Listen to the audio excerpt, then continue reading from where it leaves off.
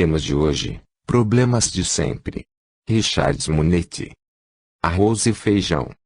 A multiplicação dos livros de crônicas e mensagens, no meio espírita, destacando-se os de psicografia mediúnica, tem merecido críticas de alguns confrades.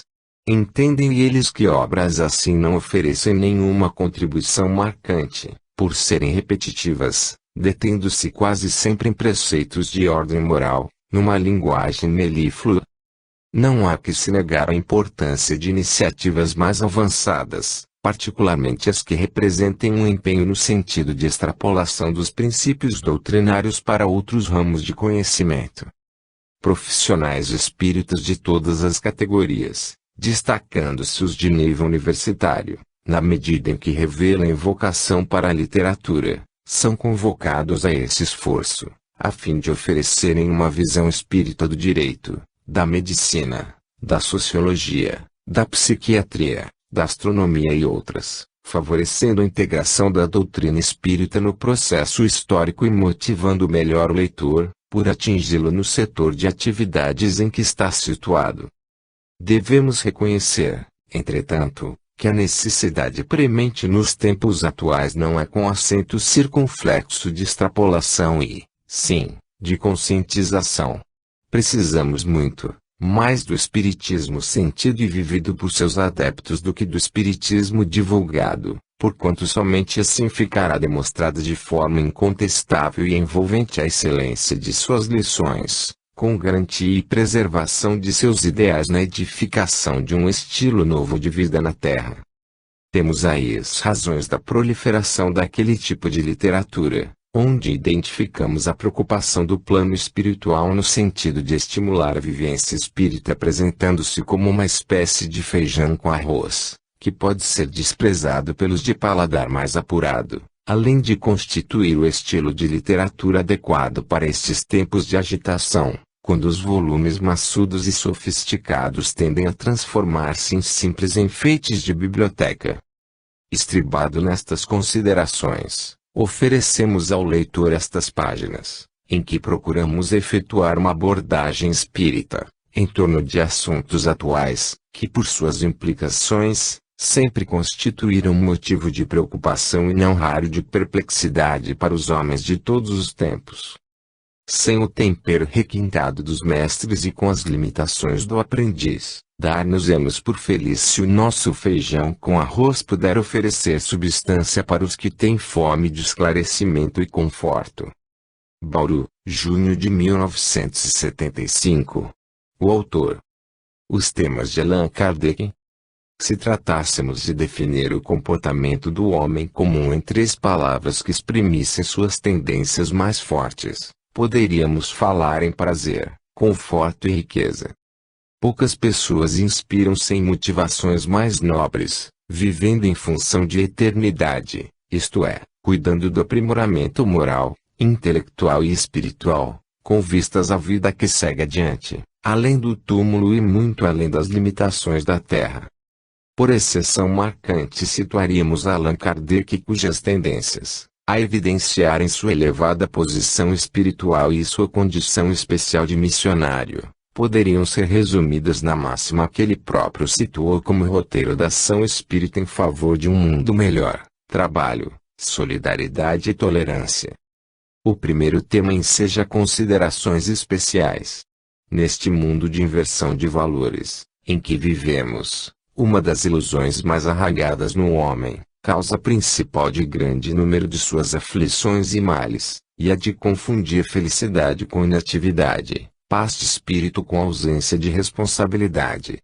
O estudante vibra com a chegada das férias escolares, o operário aguarda ansiosamente o fim de semana, o feriado, as férias anuais e, por extensão, a própria aposentadoria, considerada por muitos como o estágio ideal, em que, garantido o sustento diário, se sentem plenamente eximidos de qualquer esforço.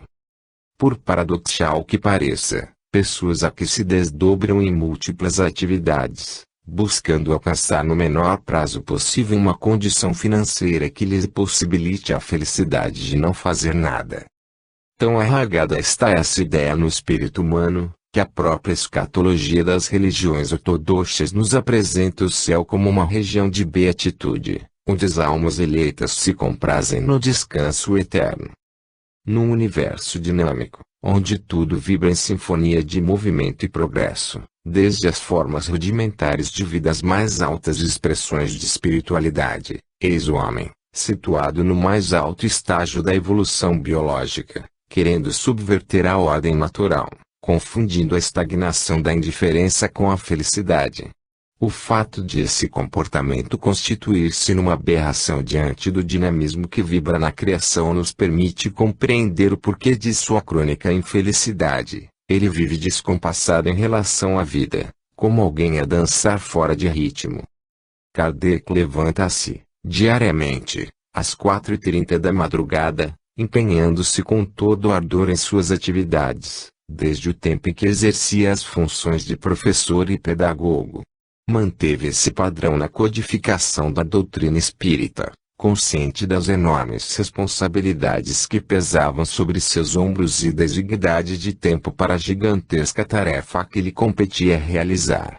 E encontrava no trabalho estímulo sempre renovado para seguir adiante em sua missão, sobrepondo-se às perseguições e ataques com que o velho misoneísmo humano cerca as ideias novas. O segundo tema é a solidariedade. Caráter universalista, empolgado com os problemas que envolvem o progresso e a felicidade do homem, o codificador cedo concluiu que os males que afligem a humanidade são resultantes exclusivamente do egoísmo. A eterna preocupação com o próprio bem-estar é a grande fonte geradora de desatinos e paixões desajustantes. A máxima fora da caridade não há salvação, divulgada insistentemente por Kardec, é a bandeira da doutrina espírita na luta contra o egoísmo. A solidariedade é a caridade em ação, a caridade consciente e responsável, atuante, empreendedora. Juridicamente, os participantes de uma sociedade são solidários quando respondem a idênticas proporções por lucros ou prejuízos que valorizem ou onerem os bens patrimoniais. Espiritualmente, somos todos solidários diante dos patrimônios da vida e colhemos alegrias ou sofrimentos, de conformidade com nossa contribuição. Os males que afetam a coletividade, em virtude de nossas faltas ou omissões, atingem nossa economia espiritual em particular, situando-nos em clima de desarmonia. Da mesma forma, nosso esforço em favor do bem-estar alheio, por menor que seja, renderá juros altos de alegria e paz. A tolerância é o terceiro tema. Trata-se da arte de aceitar as pessoas como elas são, e, consequentemente, revelar os males que porventura venham a causar-nos. Cada criatura está numa faixa de evolução. Não podemos exigir das pessoas mais do que podem dar. E ninguém é intrinsecamente mau.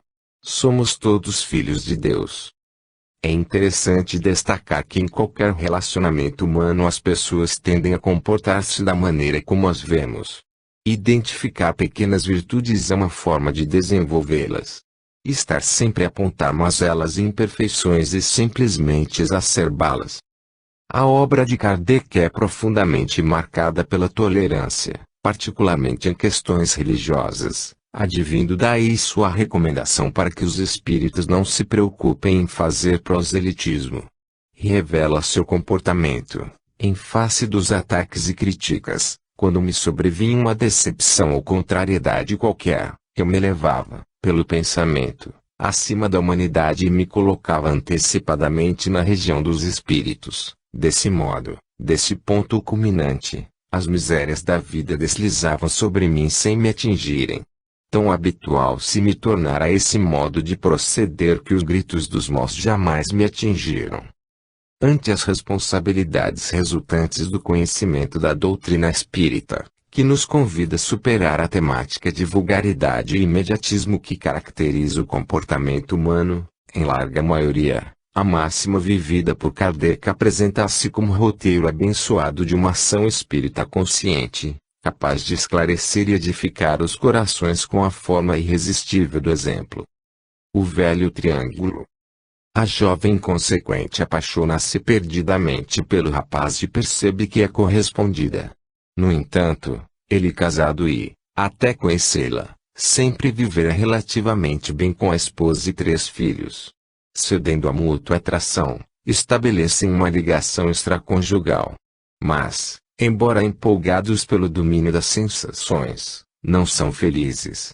Uma sombra de permanente intranquilidade, misto de consciência torturada, temores e incertezas os perturba. Quanto à esposa traída, embora desconheça a situação, percebe que o marido se distancia da comunhão afetiva. Suas perplexidades, somadas ao comportamento indisciplinado do chefe da casa, afetam o ambiente do lar, com larga soma de prejuízos para os filhos. Temos aqui o chamado triângulo amoroso, tantas vezes repetido na Terra, fruto exclusivo das tendências à poligamia que ainda caracterizam o comportamento humano. Situados muito mais próximo da animalidade do que da angelitude, motivadas muito mais pela satisfação do próprio ego que por impulsos de afetividade, as criaturas humanas tendem a ver em representantes do sexo oposto uma oportunidade sempre renovada de autoafirmação, seja na troca de olhar, o flerte, seja na conversa fortuita, cultuadas as emoções da conquista, seja nas experiências do sexo. Somente uma minoria de espíritos mais amadurecidos consegue superar o instinto, centralizando-se num relacionamento duradouro, autêntico e sem desvios. Dizem os psicólogos que há uma espécie de atração química que se pode estabelecer ao primeiro contato entre um homem e uma mulher, independente de estarem ou não vinculados a outro compromisso afetivo. É o que chamam o toque do sino, o despertar da atração por alguém. Sob o ponto de vista espírita, diríamos que, ao reencarnarmos, não voltamos à Terra assim como quem deixa a família e parte para experiências em região distante. Normalmente, familiares, amigos e até inimigos nos acompanham, de vez que compomos grupos que caminham juntos na estrada do aprimoramento espiritual. São personagens de um mesmo drama, a evolução, que trocam de vestes para novos papéis no cenário terrestre. Velhos parceiros de experiências afetivas, inspiradas nos desvios do sexo, reencontram-se ligados pelos laços da consanguinidade, pai e filho, irmão e irmã, mãe e filho. A própria natureza do novo relacionamento impõe sublimação, e a paixão, o desejo de posse, são trabalhos no cadinho purificador do lar, para que surja o amor legítimo e puro.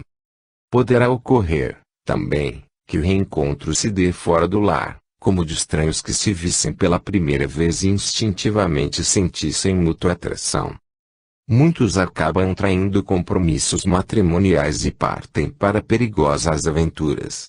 Conhecemos companheiros espíritas que justificam semelhante comportamento, proclamando: tenho grande apreço pela esposa e amo profundamente os filhos, mas a outra é minha alma gêmea.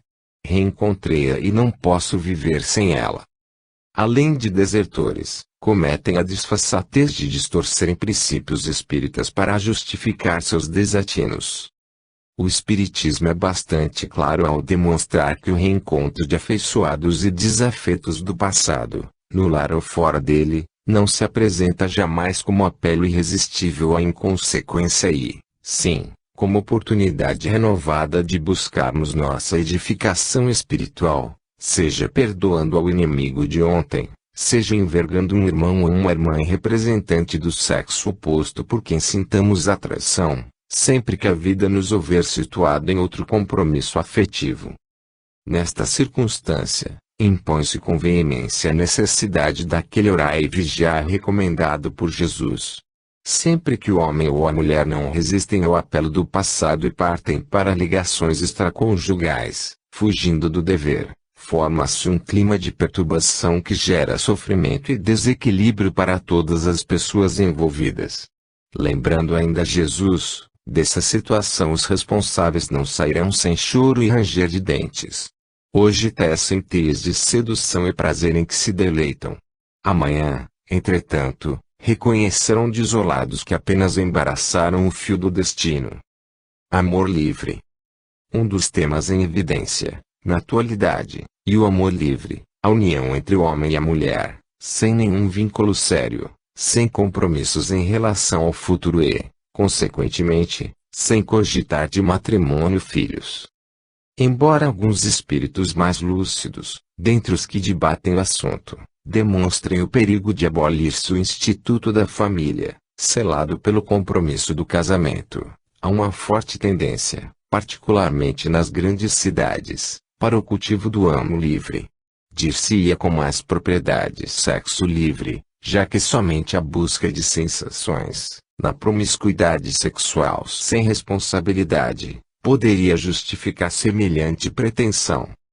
Na questão número 695, de O Livro dos Espíritos, interroga Allan Kardec, o casamento, ou seja, a união permanente entre dois seres é contrária às leis da natureza? Resposta: é um progresso na marcha da humanidade. Na questão seguinte interroga o codificador, qual seria o efeito da abolição do casamento na sociedade humana? Resposta: o retorno à vida animal. E Kardec comenta que a união livre e fortuita dos sexos pertence ao estado de natureza.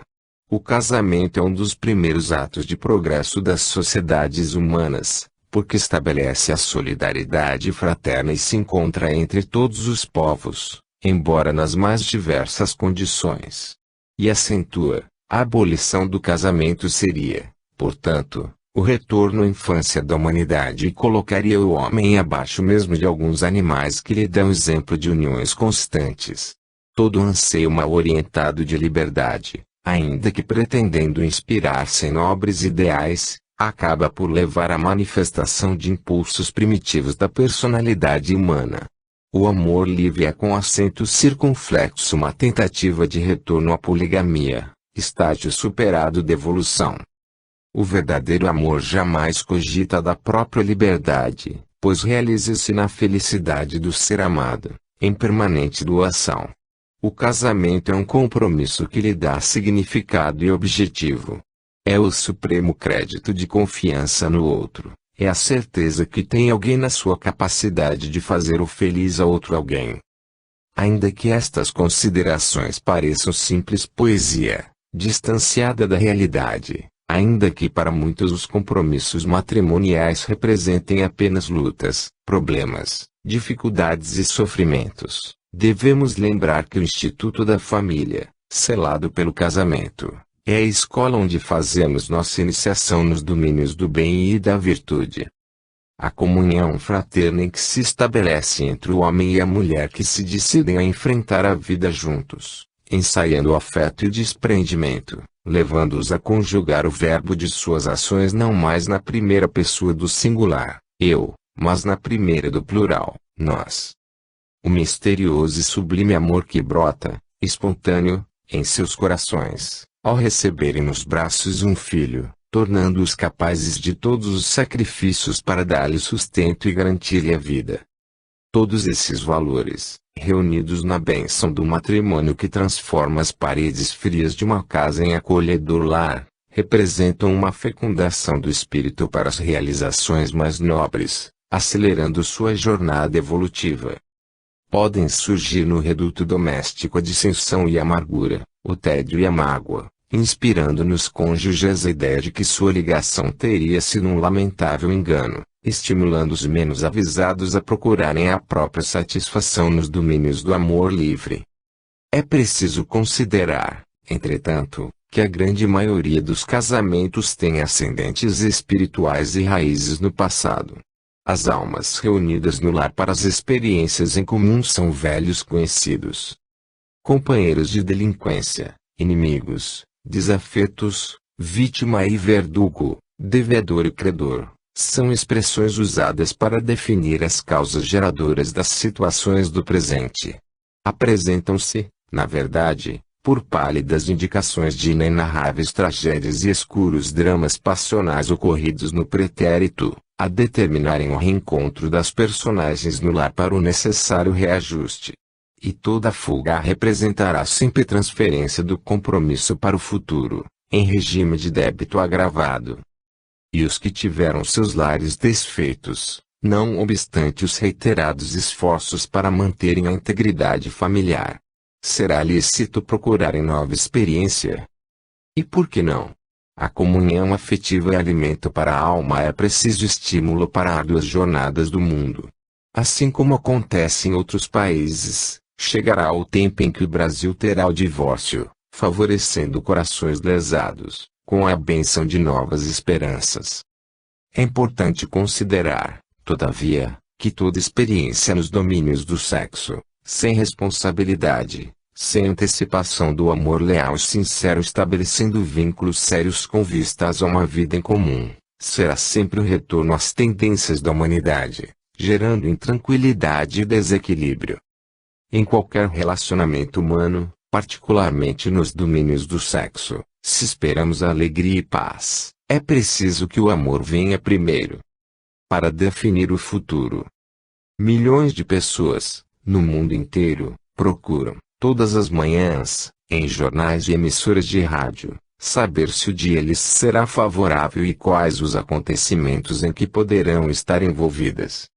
A informação é com acento circunflexo prestada pela astrologia, ciência segundo a qual cada indivíduo está sujeito a determinadas influências astrais, de conformidade com a posição das estrelas e planetas, no instante de seu nascimento. Na realidade, trata-se de uma pseudociência, explorada, geralmente, por charlatães que abusam da crendice popular.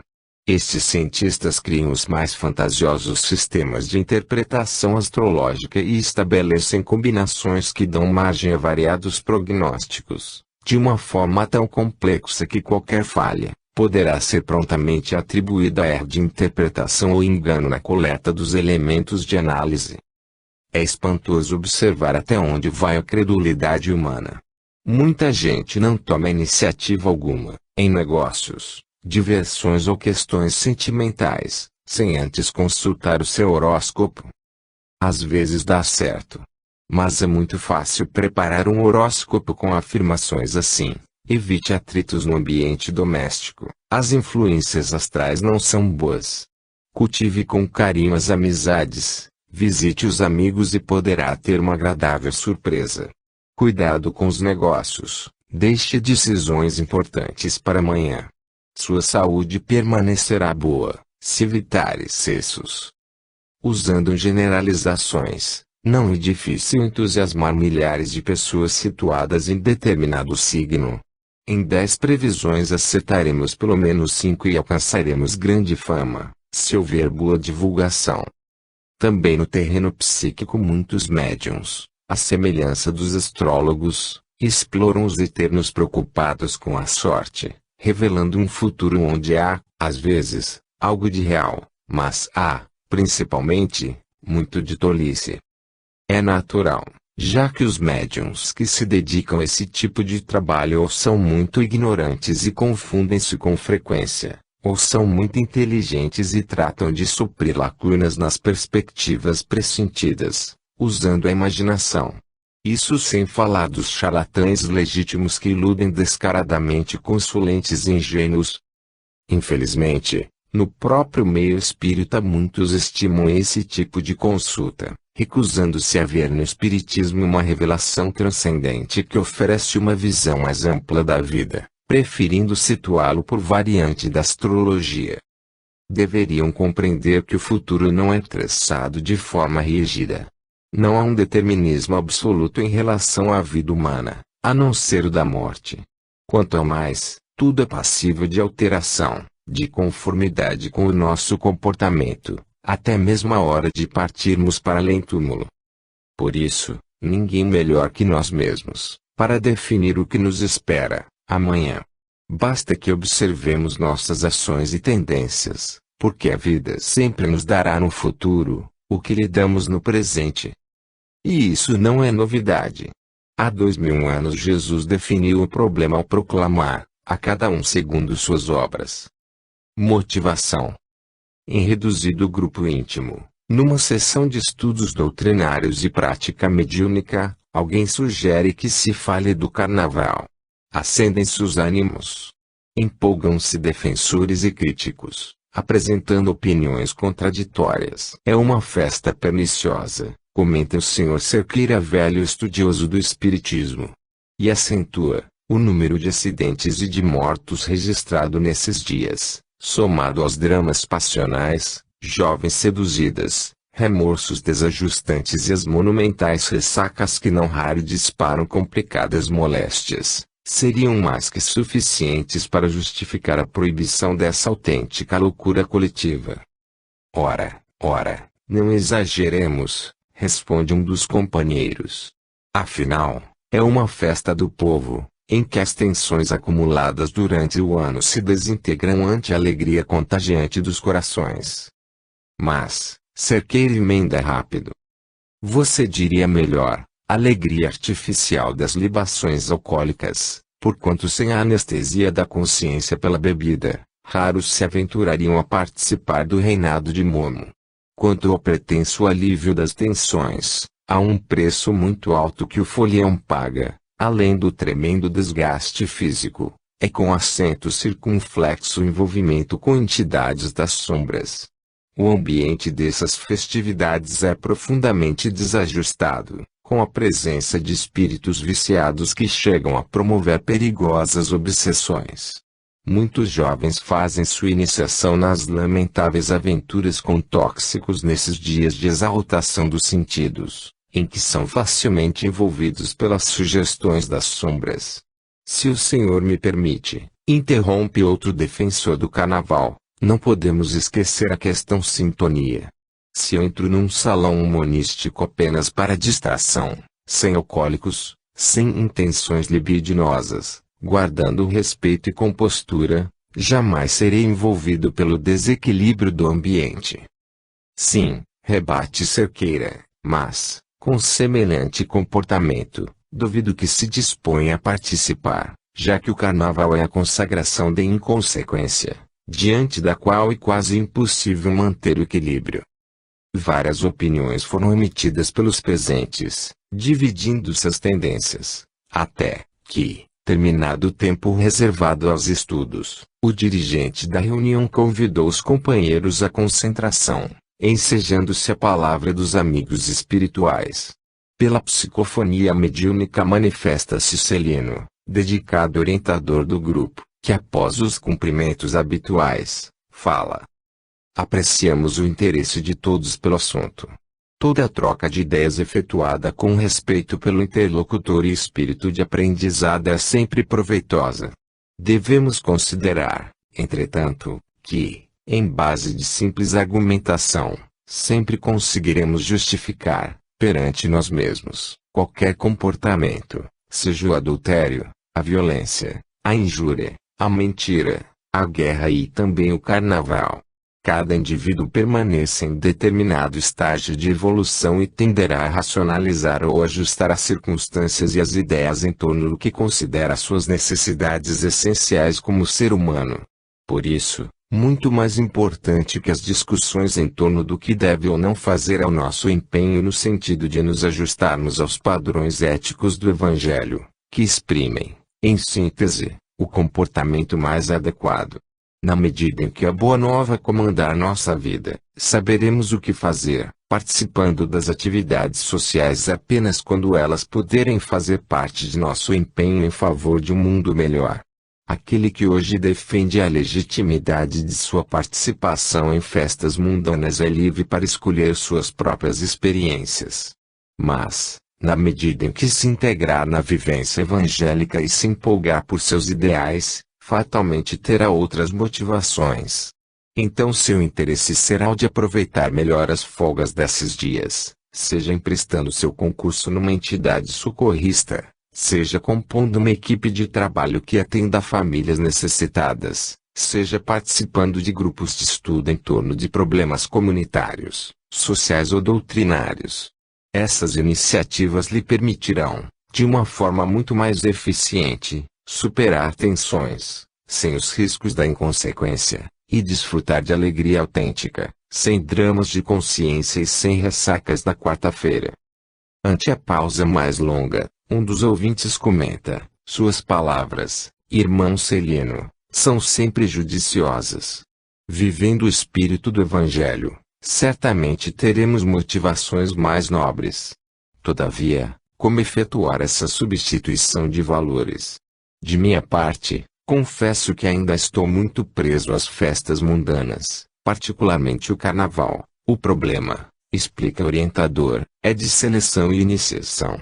Usando a inteligência, devemos escolher as experiências que realmente interessam a nossa economia espiritual, como seres eternos, em aprendizado na Terra.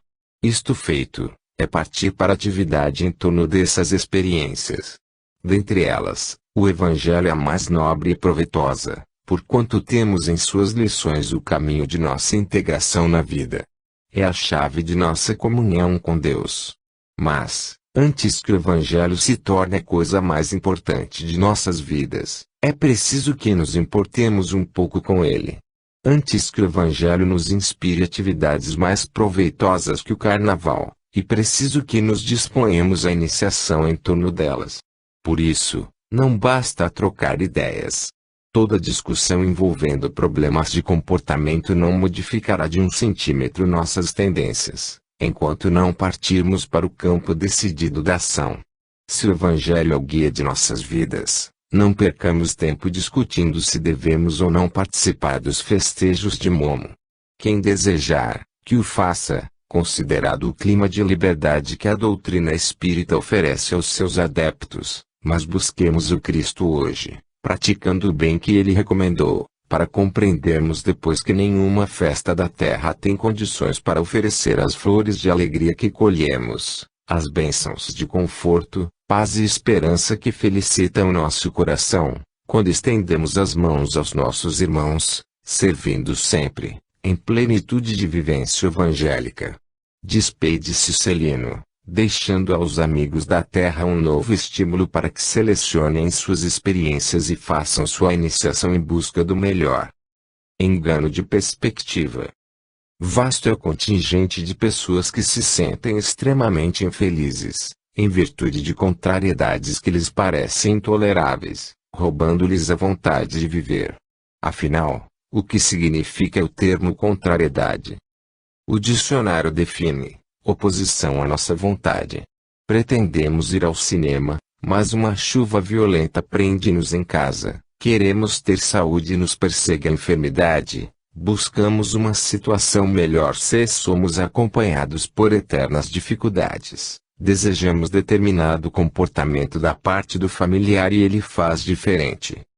Todavia, sentirmos-nos contrariados, em se tratando de acontecimentos banais, demonstra lamentável ausência de compreensão e autodomínio, e, em relação a males e situações difíceis que surgem, revela perigosa contradição, porquanto, quase sempre, o que consideramos verdadeira tragédia é apenas o cumprimento do que nós mesmos pedimos, ao reencarnar, por ensejo de edificação e progresso. O rapaz sente fortes dores no estômago e, porque a chapa radiográfica acusa a existência de incômoda úlcera, clama, extremamente nervoso: "Oh meu Deus, mais essa para complicar minha vida." Todavia, ele mesmo escolherá aquele espinho na carne, que deveria ajudá-lo a vencer tendências para o álcool, herdadas de viciação cultivada em existência anterior. Um casal luta com aperturas financeiras para manter 3 filhos. Diante de uma nova gravidez da mulher, o marido explode: "Isto é uma desgraça." Perturbados, ambos chegam a cogitar do aborto, crime que lhes comprometerá o futuro. No entanto, segundo sua própria opção na vida espiritual, deveriam receber não apenas 4, mas 6 espíritos no lar, materializados na carne, filhos que deveriam encaminhar no roteiro do bem. E as dificuldades materiais, cuja extensão exageram, têm por objetivo mantê-los na disciplina do trabalho e do sacrifício, sem desvios ocorridos em experiências passadas, quando estagiaram na fartura. Outro casal ama extremadamente o único filho de 12 anos e o perde em trágico acidente. Desesperaram-se marido e mulher até quase a loucura.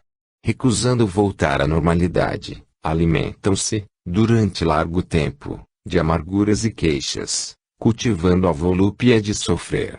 No entanto, A desencarnação prematura não foi obra do acaso. E onde estaria a providência divina, se tal ocorresse? Na realidade, ele viera para ficar com os pais até aquela idade, obedecendo a imperativos de resgate e reajuste.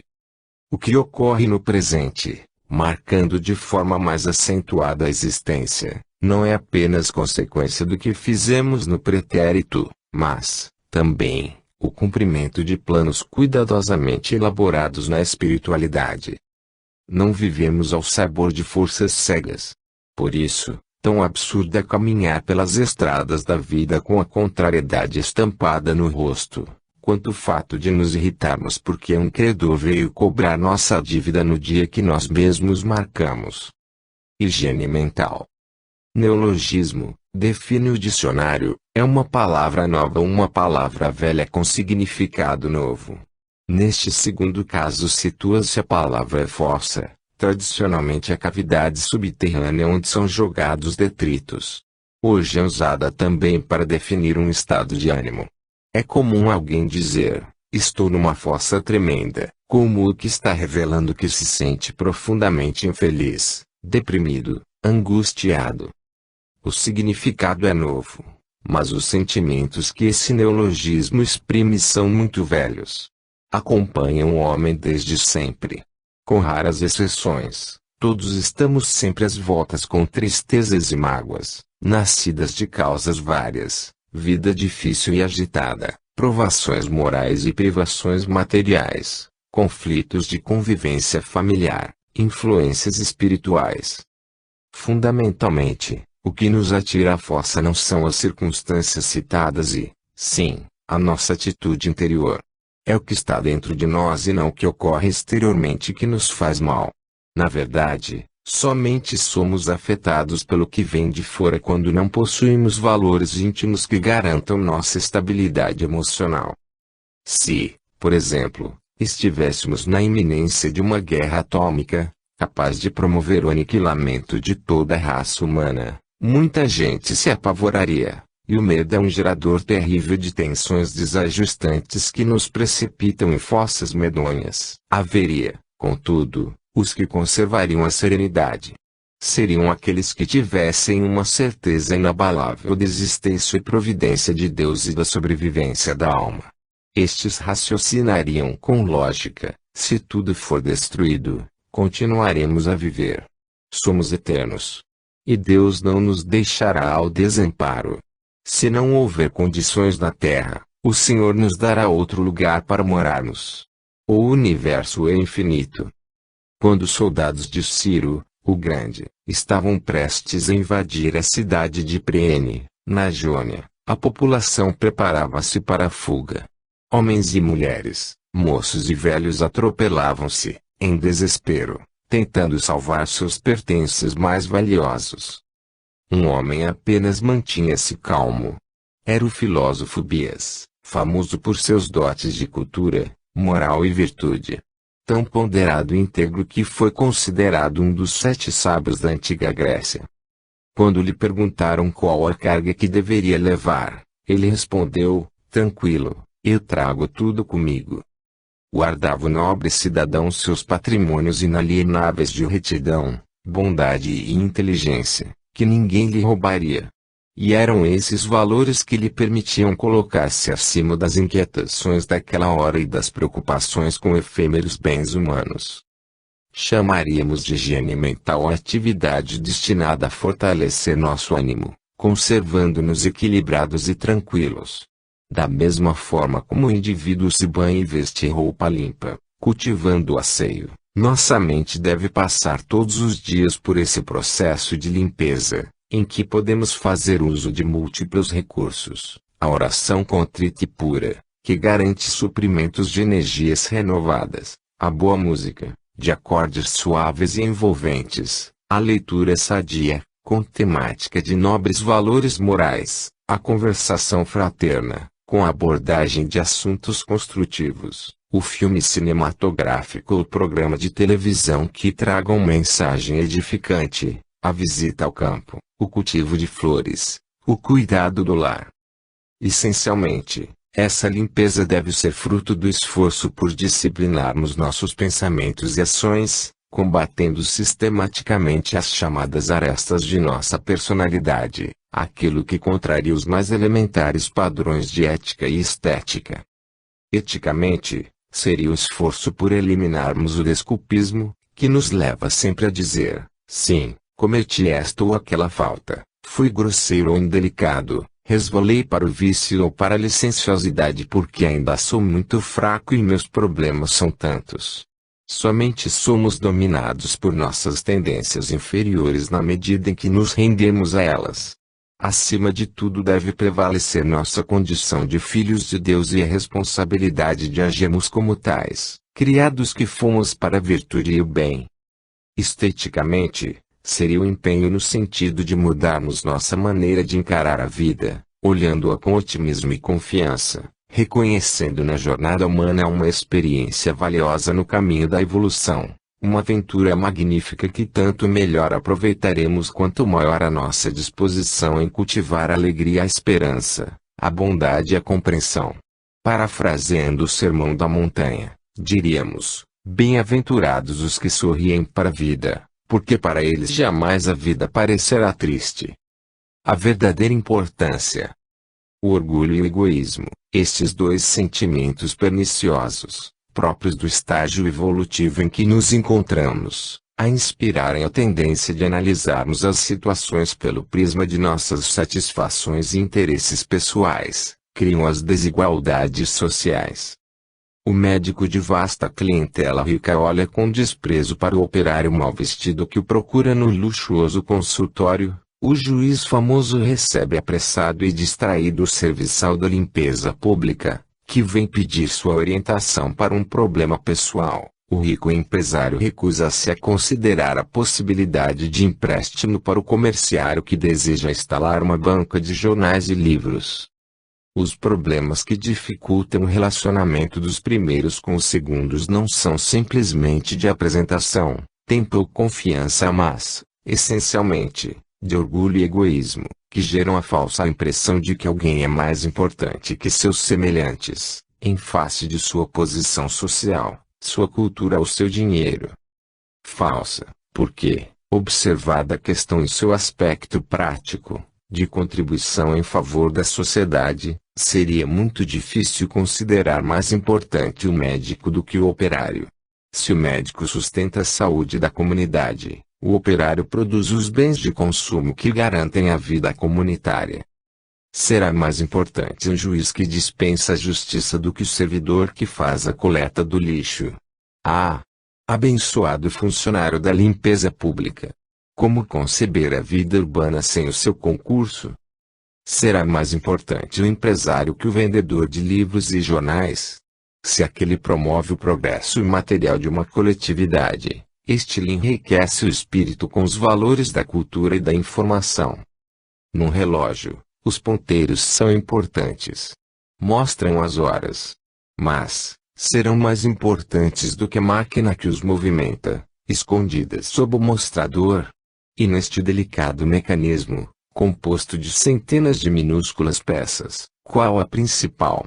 Difícil responder, já que a falta de qualquer uma delas prejudicará o funcionamento do relógio. Numa cidade, administradores, líderes e autoridades são os ponteiros. Mas, o que faria o prefeito sem o funcionalismo público ou sem a força que movimenta a máquina administrativa, representada pela arrecadação de impostos, da qual participam direta ou indiretamente todos os munícipes? Que faria o líder religioso sem a colaboração dos fiéis em seu trabalho social, sustentando até mesmo sua vocação de orientar, com os valores da aceitação? Poderia o chefe de polícia garantir a ordem sem o apoio do soldado humilde que se coloca a seu serviço? Por isso, em qualquer agrupamento social, todos são importantes, desde que exercendo atividade útil. Houve tempo em que o homem era considerado segundo seus títulos de nobreza. Desfrutava atenção e respeito, ainda que seu comportamento fosse irresponsável e vicioso, desde que possuísse brasões e tradição de família. Hoje isso não significa nada, Mas o homem ainda é medido pela posição social que consegue galgar, firmada em dinheiro e poder, mesmo que tripudiando sobre direitos alheios, transformada a sociedade numa autêntica selva, onde triunfam os mais duros e espertos.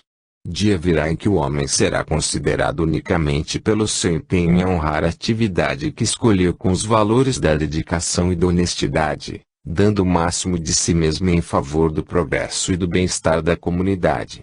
Então prevalecerá uma única desigualdade, a do merecimento, a determinar que receba a maior soma de bênçãos da vida aquele que mais a enriquecer, fazendo sempre o melhor, seja o governador de uma comunidade ou seu mais humilde serviçal da limpeza. Fragilidade da fé. És-tu aquele que estava para vir, ou havemos de esperar outro? Emissários de João Batista a Jesus. Mateus 11:3. A dúvida de João Batista é surpreendente, pois ele próprio apresenta Jesus, às margens do Rio Jordão, como um mensageiro divino. Presenciara, inclusive, curioso fenômeno mediúnico, tomado a conta de manifestação do Espírito Santo, quando uma pomba desceu sobre Jesus, enquanto uma voz ecoava dos céus: "Este é com acento circunflexo meu filho bem-amado, em quem me deleito." Talvez possamos compreender esta contradição, observando as pregações do precursor. Dizia ele: "Raça de víboras, quem vos preveniu que fugisseis da cólera vindoura? Ainda, o machado já está aposto à raiz das árvores, toda árvore, pois, que não dá bom fruto será cortada e lançada ao fogo." Finalmente, ele traz a pá e limpará completamente a leira, recolherá o seu trigo no celeiro e queimará a palha em fogo inextinguível. Observa-se claramente que João, imbuído do espírito da raça, esperava, talvez, alguém que viesse libertar o povo judeu, conduzindo-o à sua gloriosa destinação. Poderia ser até um grande guerreiro, que reuniria as tribos de Israel e expulsaria o dominador romano. Ainda que assim não fosse, contava pelo menos com um novo Moisés, capaz de agir com braço forte, impondo seus princípios, castigando os maus e premiando os bons. O comportamento de Jesus, a sua mansidão e humildade, sua convivência com pecadores e publicanos, terão chocado profundamente João, ainda mais pelo fato de que ele era um profeta do tipo tradicional, austero, rigoroso e inflexível diante das pessoas de má vida. Não obstante sua condição de espírito sincero, reto e digno, não conseguiu superar as limitações da época, de forma a compreender que Jesus não era simplesmente um novo profeta e que sua missão transcendia as arraigadas ambições de Israel. O Senhor inaugurava um estilo novo de vida, fazendo a iniciação humana nos domínios do amor, que se manifesta nos valores da compreensão e do respeito, do perdão e da tolerância, derrubando barreiras de nacionalidade, raça e crença, para estabelecer o reinado da fraternidade legítimo na terra. Para tão grandiosa realização não podia dividir os homens em bons e maus, como João, e dizer: "Este para o reino, aquele para o fogo." Por isso Jesus convivia com toda a gente e tolerava infinitamente as imperfeições daqueles que o rodeavam, não se cansando de ensinar e ajudar, amparar e socorrer. E, ante as críticas de que era alvo, respondia: "Os sãos não precisam de médico." A mensagem de Jesus era muito avançada, até mesmo para João, se embora quase 2000 anos tenham decorrido, ainda não foi devidamente assimilada. Em relação às lições da Boa Nova, nosso comportamento aproxima-se muito das dúvidas do precursor. Se detemos um pouco de sensibilidade, sentimos-nos empolgados com a poesia divina do Evangelho e imbuímos-nos dos propósitos de renovação e progresso, desejos de seguir os passos de Jesus, que nos convida à edificação daquele reino de concórdia e paz, alegria e bom ânimo, que inunda a existência de bênçãos incessantes. Todavia, ainda somos muito frágeis. E quando surgem a dor e a dificuldade? Quando o caminho se torna pedregoso e árido? Quando chega a noite das provações ou desaba a tormenta de expiações intransferíveis, como recursos de resgate e renovação, com vistas a um futuro melhor, vacilamos em nossas convicções. Então, o desânimo e a tristeza, a frustração e a intranquilidade, a irritação e o descontrole são mensageiros de nossa imaturidade, da crença superficial que se esboroa, perguntando: é Jesus o Salvador, ou devemos esperar outro? Uma outra jovem. O que se pode esperar de uma jovem de 16 anos? Que seja estudiosa e ativa. Que mantenha o equilíbrio da palavra e a moderação na conduta, respeitando os mais velhos. Que ajude a mamãe e obedeça ao papai. Que cultue os aspectos espirituais da existência, no caminho da religiosidade, a fim de que compreenda melhor a vida, sem deixar-se envolver pelos enganos do mundo. Que não seja o vício e vaidade apenas, nas florações de beleza primaveril, mas, sobretudo, saiba envolver sua personalidade com o perfume caricioso da integridade e da virtude. Diríamos que no estágio evolutivo em que se encontra a humanidade seria demais esperar tanto. Nessa idade, com raras exceções, o espírito reencarnado não detém o pleno controle de si mesmo, comporta-se como alguém que desperta de longo sono e cujas ações são muito mais instintivas, inspiradas em tendências nem sempre nobilitantes do passado, do que conscientes, apoiadas na razão e no discernimento.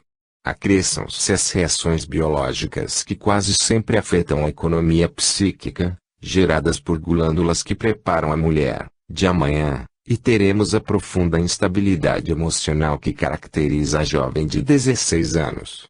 Época de príncipes encantados que povoam o país das ilusões. De amores definitivos que duram algumas semanas. De mágoas eternas que se diluem facilmente, nas emoções de uma sensação nova. De entusiasmo pela escola, caminho de realizações importantes na vida e sociedade, mas de indolência pelo estudo, fruto de milenar desinteresse pelo uso disciplinado da mente, nos domínios do conhecimento. No lamentável despreparo dos pais para lidar com estas meninas moças está a origem de frequentes conflitos no ambiente doméstico, de vez que em nenhuma outra idade é tão flagrante o contraste, a geração velha, já assentada em padrões de conduta, com tendências cristalizadas na rotina das atividades diárias, e a geração nova, que desperta para a vida, que descobre o mundo, que ainda não se acomodou e que, não raro, apela para a rebeldia, num desejo normal de autoafirmação. Se fosse fundada uma escola destinada a ensinar os pais a lidarem com filhas da cidade, a principal disciplina deveria ser o amor. Somente o amor pode superar inteiramente as barreiras que separam gerações, principalmente quando a barreira maior é a inexperiência dos mais novos. Se a adolescente sentir que a amam com esse amor que se manifesta nos dons da compreensão e do respeito, da tolerância e da dedicação. Esse amor que a conduz mas não lhe impõe disciplinas desarrazoadas. Esse amor que a sustenta, mas não lhe corta as asas. Esse amor que a inspira, mas não pretende condicioná-la.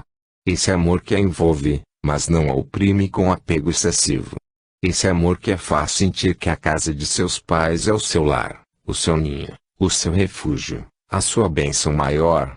Então ela terá condições para superar as perplexidades da adolescência, transformando-se numa mulher equilibrada, sem raízes neuróticas, capaz de encarar a vida com entusiasmo e otimismo e de participar da vida como agente do bem.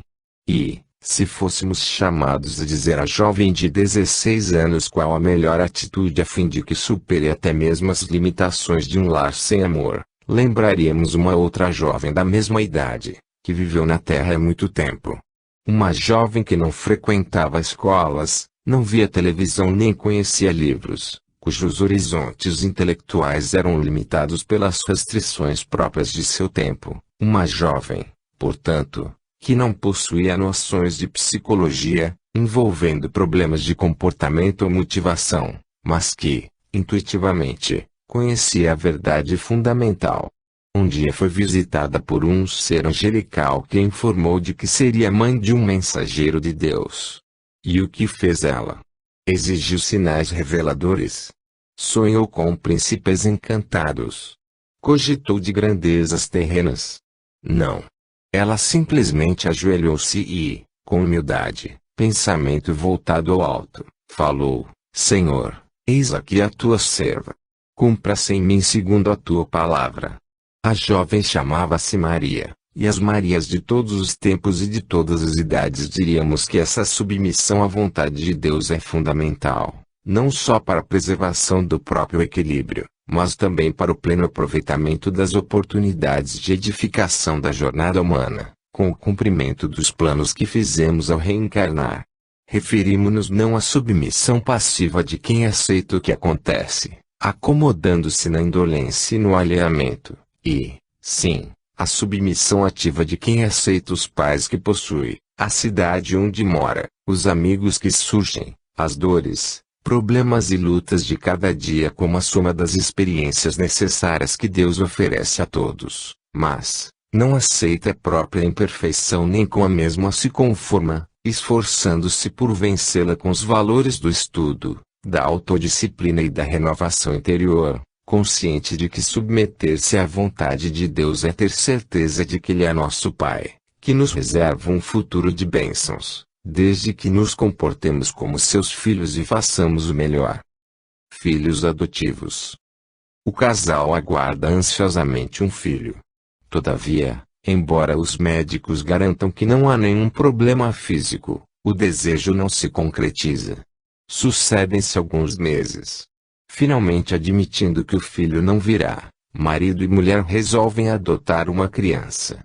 Consumada a adoção, semanas mais tarde a esposa constata, feliz e surpresa, que está grávida. Em breve o lar é enriquecido com mais um filho. Afirmam os médicos que este fenômeno é frequente e a incapacidade do casal em gerar filhos é motivada pela tensão desenvolvida em vista do desejo extremado de alcançar a paternidade, o que inibe o mecanismo biológico da reprodução. Ao adotar a criança, os cônjuges relaxam a tensão, sucedendo-se, normalmente, a concepção. Sob o ponto de vista espírita, não há que a mera influência de fatores emocionais ou biológicos. Ocorre que determinados casais assumem perante a espiritualidade o compromisso de cuidar de um filho adotivo, além dos nascidos de sua união. Se estes surgem primeiro, haverá tendência para o casal sentir-se realizado nos seus ideais de paternidade, deixando de cumprir o planejamento feito. Então, mentores espirituais retardam por algum tempo os processos reencarnatórios marcados para aquele lar, até que se dê a adoção. Há espíritos que reencarnam para serem filhos adotivos. Esta situação faz parte de suas provações, geralmente porque no passado se comportaram de forma indigna em relação aos deveres familiares.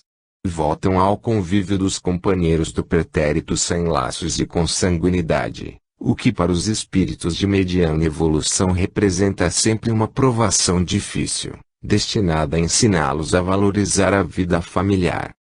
Harmoniza-se, assim, a situação de um grupo reunido no lar para serviços de resgate e reajuste, competindo aos pais o máximo de cuidado em favor daquele familiar que ressurge na condição de filho adotivo. Este, mais do que os outros, é alguém necessitado de muita compreensão e carinho, a fim de que, superando o trauma que fatalmente experimentará ao ter conhecimento de sua condição, aproveite integralmente os benefícios da experiência, sem marcas negativas em sua personalidade. A incapacidade de gerar filhos pode ter outras motivações.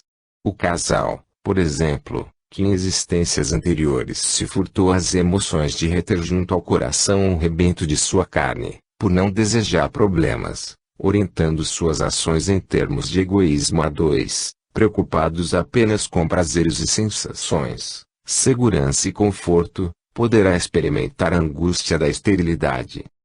Em tais circunstâncias, os valores da abnegação e do amor podem ensejar perspectivas mais felizes.